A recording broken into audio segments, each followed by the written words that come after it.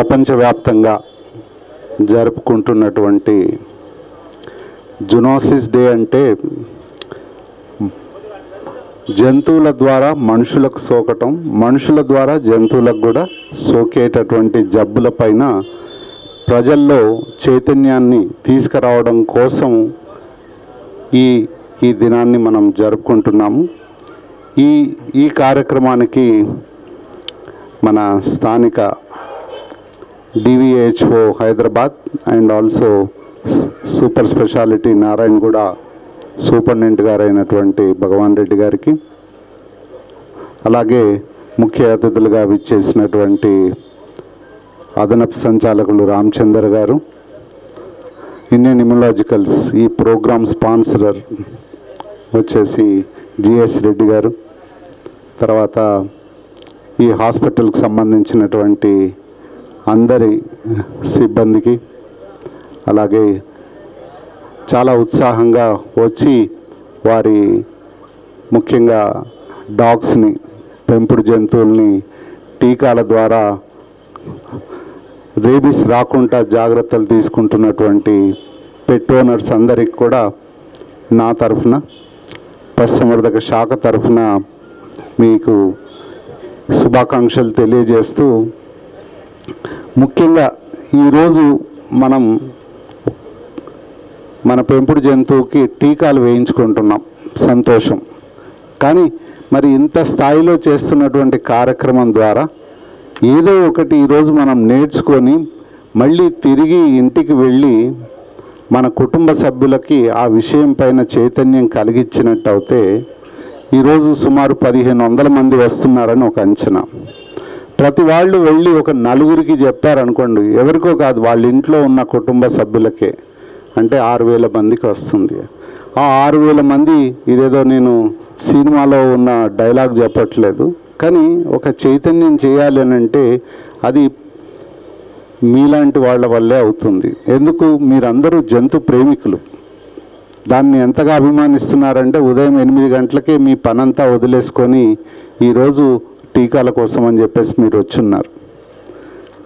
ముఖ్యంగా ఈ సందర్భంగా 1450 రకాల జబ్బులు జంతువుల నుండి మనుషులకు సోకే అవకాశం ఉందని చెప్పేసి నాకంటే ముందు మాట్లాడిన రామచంద్ర గారు లేకపోతే GS రెడ్డి గారు చెప్తా ఉన్నారు. ఈ సంఖ్య పెరగవచ్చు, సంవత్సరానికి 2-3 ఇది కొత్త జబ్బుల్ని కనుక్కుంటా ఉన్నాం. మీరు ఒక్కసారి వెనక్కి తిరిగి చూసుకున్నట్టయితే ఈ మధ్యకాలంలో మనకు అత్యంత ప్రమాదకరంగా పరిణమిస్తున్నటువంటి అనేక జబ్బులు పశువుల నుంచి, జంతువుల నుంచి వస్తున్నవి, పక్షుల నుంచి కూడా. ఒక్కొక్క జబ్బు పేరు చెప్తే బహుశా మనం బర్డ్ ఫ్లూ గురించి మాట్లాడితే ఎవరికైనా గుర్తొచ్చేది ఏంటి? కోళ్ళ ద్వారా వస్తుంది. రేబీస్ అనగానే గుర్తొచ్చేది కుక్కలు. మీకు తెలుసో లేదో, కుక్కలే కాదు, గబ్బిలాల ద్వారా కూడా ఈ జబ్బు సోకుతుంది.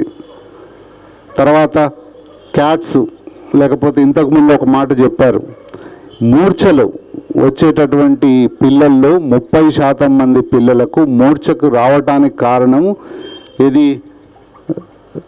నరాలకు కారణం కాదు, ఒక టేప్వర్మ్కు సంబంధించినటువంటి, అంటే అది ఒక పరాన్న జీవి. ఆ పరాన్న జీవిలో అది దాంట్లో జీవిత క్రమంలో ఒక భాగంగా అది పోయి సిస్టిక్ సర్కోసిస్ అని చెప్పేసి, లేకపోతే బ్రెయిన్లో దానికి సంబంధించిన ఆ జీవి చేరటంతో ఆ జబ్బు వస్తుంది అని. ఇప్పుడు ముఖ్యంగా మనం ఏం చేస్తుంటాం, పెద్దవాళ్ళు ఒకలా చూస్తే అత్యంత సమీపంగా ఈ జంతువుల దగ్గర సంచరించే వాళ్ళు పిల్లలు. ముఖ్యంగా ఆ పిల్లలకు తెలియదు దాని నుంచి.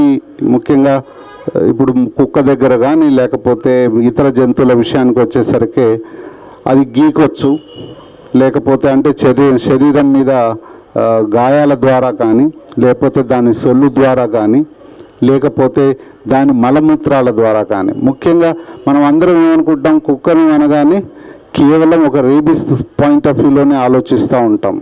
కానీ రేబీస్ కంటే కూడా ఎక్కువ ప్రమాదకరమైంది దాని లోపల ఉన్నటువంటి పరాన్న జీవులు. అవి మలమూత్రాల ద్వారా, మలం ద్వారా బయటికి వస్తాయి.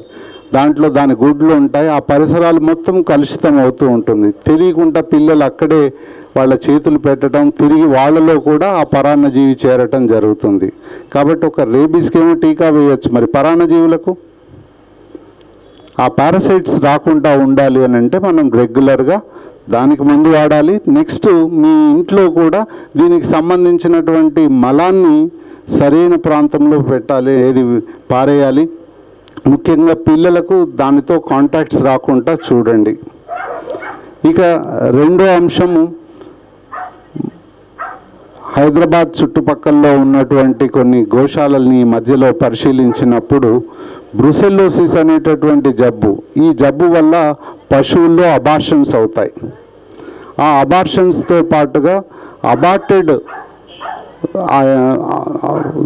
పిండం కానీ లేకపోతే దానికి సంబంధించినటువంటి వృధా అంటే దాన్ని ఏమంటారు ఫ్లూయిడ్స్ అక్కడ పడినట్టు అయితే ఆ ఫ్లూయిడ్స్తో ఆ ప్రాంతం అంతా కూడా కలుషితం అవుతుంది.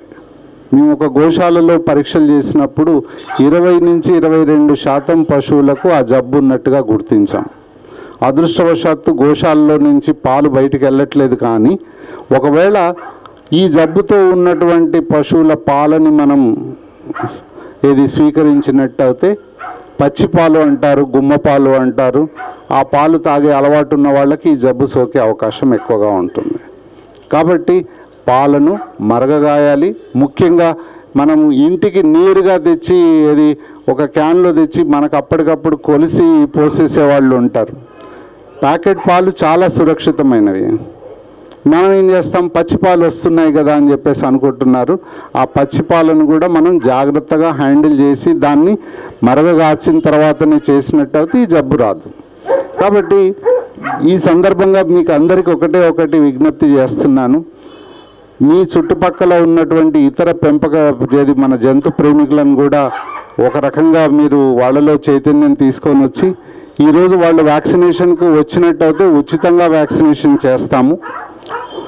మళ్ళీ రేపటి నుంచి అనగానే రేపటికి ఈరోజు ఉండదు కాబట్టి రేపటికి టీకా దొరకపోవచ్చు మీకు, లేదా కొనుక్కొని టీకా వేయించుకోవాల్సి వస్తుంది. కాబట్టి మీరు వెనక్కి వెళ్ళగానే అందరికి కూడా ఈ సమాచారాన్ని చెప్పి ఈ ఉచిత టీకాల కార్యక్రమాన్ని 100% ఉపయోగించుకోవాల్సిందిగా కోరుతూ మళ్ళొకసారి ఈ ప్రపంచవ్యాప్తంగా జరుపుకుంటున్నటువంటి జూనోసిస్ డే శుభాకాంక్షలు మీ అందరికీ తెలియజేస్తూ ముగిస్తున్నాను. Thank you.